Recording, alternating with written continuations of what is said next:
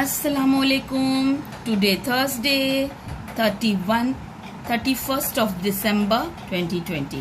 In English we are going to do new lesson messages.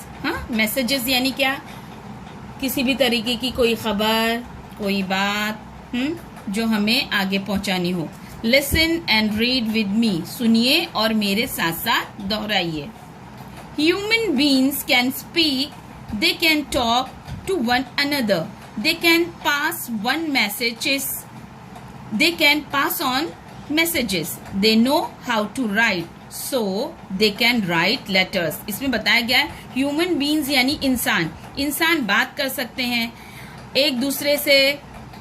Speak करना यानी बोलते हैं, और टॉक करना यानी बात कर सकते हैं. वो एक दूसरे से बात भी कर सकते हैं.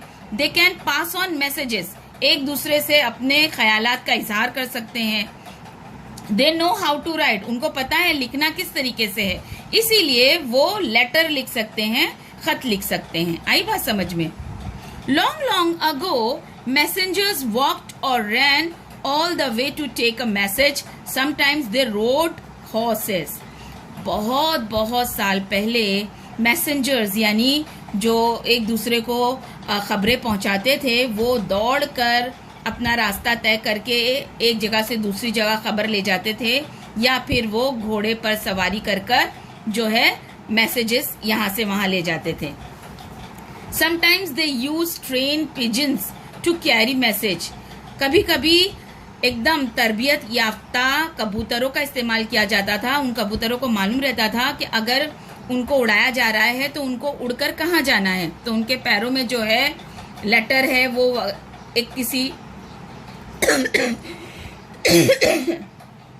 छोटे से कागज में बांध के उनके पैरों में बांध दिया जाता था और उनको उड़ा दिया जाता था, और वो उड़कर वहीं पहुंचते थे जहां पर उनको ये सिखाया जाता था कि उड़ के यहाँ से यहाँ जाना है और यहाँ से यहाँ जाना है. तो ये बिल्कुल सीखे हुए कबूतर रहते थे. Some people use drums to send messages to far away places. अब ये बिल्कुल जंगली कबीले वालों को बताया गया है कि उस जमाने में ड्रम्स बजाकर जो है मैसेज जो है पहुंचाया जाता था, क्योंकि उस वक्त. और अगर देखो यहाँ पर बताया है कि मैसेज का मतलब डम डा डा. इसने भी बोला डम डा डा और इसने सुना डम डा डा, तो इसको समझ में आ गया कि भाई क्या मैसेज है. Some people use smoke signals. कहीं कहीं जो है आग जलाकर धुआं उठाकर मैसेज भेजा जाता था, तो लोग दूर से देखकर समझ जाते थे कि भाई इसका क्या मतलब है. आई बात समझ में. मैसेज भेजने के तरीके बताए गए हैं सबक में. Later people began to send letters through the post office. They used postcards or inland letters, envelope etc. अब उसके बाद क्या हुआ, ये तो सब पुराने जमाने की बात हुई इस सफ़े पर. अब आगे के ज़माने में हुआ कि पोस्ट ऑफिस बन गया, और उसके बाद लोग जो है पोस्ट कार्ड और इनलैंड लेटर्स वगैरह पे एनवेलप्स में चीज़ें डालकर जो है खत पोस्ट करने लगे.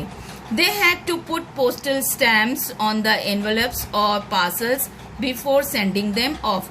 उसके ऊपर स्टैम्प्स लगाना पड़ते थे. अगर आपका खत मोटा है, भारी है, उस हिसाब से उस दाम का स्टैम्प लगता था. पार्सल्स जो है सेंड किए जाते थे. Later on people started using electrical signals. Telegraph machines were used to send और receive these messages. These messages were called telegram. उसके बाद टेलीग्राम का जमाना आया.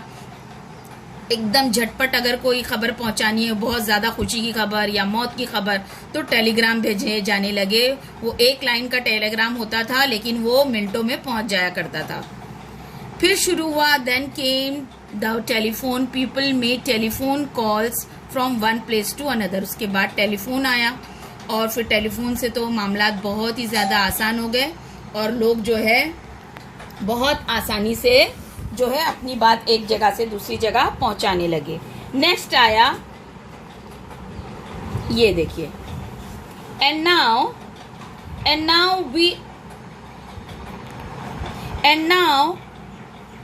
Now we also have mobile और सेल्यूलर और cell phones. We can speak on the cell phone और we can send an SMS और रिटर्न मैसेजेस. अभी तो बेटा जमाना इतना ज्यादा फास्ट हो गया है कि ये कबूतरों का दौड़ कर जाने का, घोड़सवारी करके मैसेज पहुंचाने का ज़माना तो रहा नहीं। अब तो आपका ज़माना आ गया है, बहुत ही फास्ट है, सबके हाथों में स्मार्टफोन है। स्मार्टफोन में तरह तरह के एप्लीकेशंस होते हैं। आप व्हाट्सअप कर दीजिए, फट से फ़ोटो पहुंच जाएगा, बात पहुंच जाएगी। जैसे मैं आप लोगों को बोलती हूँ, बेटा जल्दी से आधार कार्ड की पिक भेजो, बेटा जल्दी से आप अपना ईमेल आईडी भेजो। आप लोग किस तरह से टीचर से बात करते हैं, वो भी ऑडियो भेजते हैं, फटाफट मैं ऑडियो में जवाब देती हूँ और आप लोग का काम हो जाता है। तो अब हम तो बहुत ही फास्ट ज़माने में आ गए हैं। We can send emails using the internet. On the computer, we can use many sites to talk to friends.